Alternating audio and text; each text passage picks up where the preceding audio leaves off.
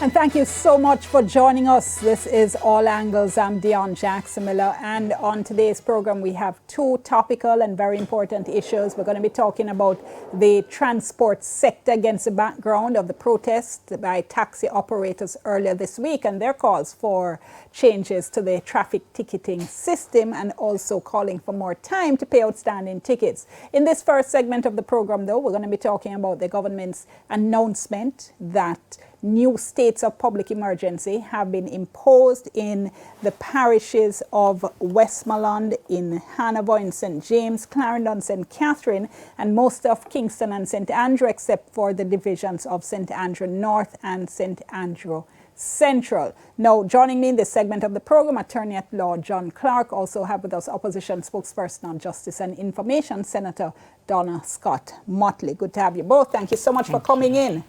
Let me start with you, if I could, Senator, because the Prime Minister said that he's hoping that once the 14 days for the initial existence of the states of public emergency, once that period ends, he's going to have to come to Parliament to ask for the cooperation of the opposition if the period is to be extended. He's saying he's hoping that he'll be getting the support of the opposition. But what we've been hearing so far, the opposition doesn't seem too happy with this latest news. Tell us why that is. Well, let me say this, Dion. When the Prime Minister had announced the state of emergency in St. Catherine, that would have been in June, I think the 18th of June or thereabouts, we had some concerns about the regulations. And the leader of opposition, Mark Golding, actually wrote to the Attorney General and suggested some amendments which would have brought it in line with the court ruling. We had several discussions about it. We had a small team meeting with a team from the Jamaica Labour Party, from the government, and we thought that we had arrived at some sort of, conclusion as to where we would go. On the day when the regulations were supposed to be tabled in Parliament, the government abandoned the state of emergency. It is my view that they could not have got the regulations prepared in time to be tabled for that decision to be taken as to whether or not it would be extended. Since then, we have heard absolutely nothing. We have not been invited to any discussions. We were not invited to a discussion prior to this declaration. And it makes you wonder if really the cooperation of the opposition is being sought, is being required, because there has been no sort of discussion. And these negotiations are best done behind closed doors so that we can actually come to a decision and a mutual sort of agreement. So that's a long answer. The short answer is that it remains to be seen. But the inclination of the opposition is not to support it because nothing has really changed. All right, there are two, let me break it down, because there are essentially two issues. You're making mention of one of them, which is the issue of the regulations, which I would put under concerns with how the state of emergency has been brought into effect. And the second issue is whether the state of emergency or states of emergency are actually warranted at all at this point. Let me come to John Clark, though, and continue with this theme of how it is that the states of emergency came into effect, because in a case in which you were involved, the Everton Douglas case, the court was very clear about some of the difficulties there had been with previous states of emergency, and one of them, in fact, had to do with the regulations that the senator is talking about. So explain for us why that's important and significant. Well, the regulations, when a state of public emergency is declared, it means that ordinary rules and laws in relation to the Constitution, fundamental rights, are somewhat reformed and suspended. And because of that, regulation tells citizens how they are being governed within that state of public emergency. Now, my understanding of the Constitution is that at the moment you are declaring a state of public emergency, the regulation goes hand in hand to tell the citizens what it is that they must do within that period. But that's never happened, has it?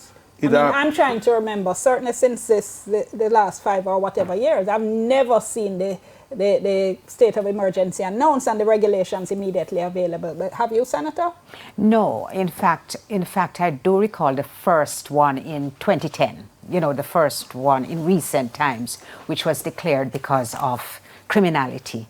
It took a considerable amount of time before then Prime Minister Bruce Golding brought the regulations to Parliament. And you are explaining why that's important, though. Well, it's important because you're telling citizens that you don't have these rights. So if you don't have these rights, what rights do we have? And how should I behave, or how am I being governed within the state of public emergency? Ultimately, citizens will and can be arrested and have their liberty taken away for breaching regulations, which they don't even know what the regulations are. Ultimately, we're a country which is a rule of law, not a rule of man. And if we're going to have the rule of law, it means that people need to know what the law is. But one of the things as well is that I mentioned the same Everton Douglas matter is that what had been happening in the states of emergency is that essentially the same regulations were being published over and over again. Yes. With a different change in name as to whichever SOE it was. But based on the Everton Douglas case, things are going to have to be different, right? And how are they going to have to be different? What are you going to be looking for in these new regulations? Well, ultimately, and the biggest concern I have is exactly why are we declaring the state of public emergency in the first place? And if we're declaring it... You're going into matter number 2. But matter number 2 is linked to matter number 1. Sure, okay. I'll let you take us there. And why it's linked to number 1 is that if we're going to use the state of public emergency as a means to take over the court's jurisdiction, and because you don't have sufficient evidence to carry a man to the court, you're going to detain him for a year, detain him for 18 months, and then ultimately don't provide with any compensation, that has to be concerning. Because ultimately the government itself is governed by the Constitution, and the Constitution gives the government the power in relation to what it can and cannot do. And no government, no executive has the right to trample upon the jurisdiction of the court, especially when we're saying that the ordinary courts, the courts are operational, but yet we're going to create another system by which we're going to detain persons because we don't have enough evidence to detain or to carry them to court. Right, and what I was concerned about under the previous regulation was that specifically you were saying that we're going to detain these persons until we can get enough evidence to carry them to court. So you have persons who are detained for 1 year and 6 months until they can get evidence. And after that 1 year and 6 months, there was no evidence and they were still being detained. You had an example you were using of some men who were said to be members of a goat stealing gang. Yes. What happened? Tell us that story. And what is concerning now, so a police officer in Hanover had a landlord who was giving him problem to pay his rent. And then the police officer detained the landlord under the state of public emergency. When he was asked by us to justify why he's being detained, we found out that the landlord is operating a goat thieving gang. And then we asked who made the complaint about the landlord thieving the goat. And then the officer said, well, it's confidential. On the state of public emergency, we don't have a duty to tell you who our sources are, but intelligence tells us that somebody is a part of a goat stealing gang.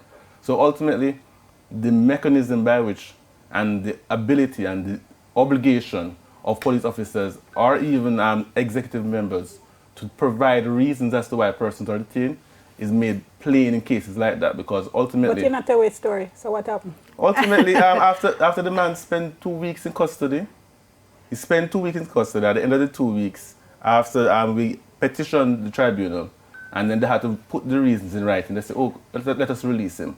But ultimately, you'd have had a man who has never been arrested before in his life, being arrested because he wanted his rent paid by a police officer. And ultimately, if he didn't find resources to call upon persons to drive from Hanover to Kingston to try and get assistance, he may still have spent months in custody. And I know the senator but I thought there was a different ending to that story. That's why I was waiting for the ending. I thought the ending was that they went and found the goats exactly where. No, the goats have never been found. There was no goats. There was no complainant about a goat being stolen. No, that's problematic. It is. There was no complainant who complained that the goat was stolen in the first place.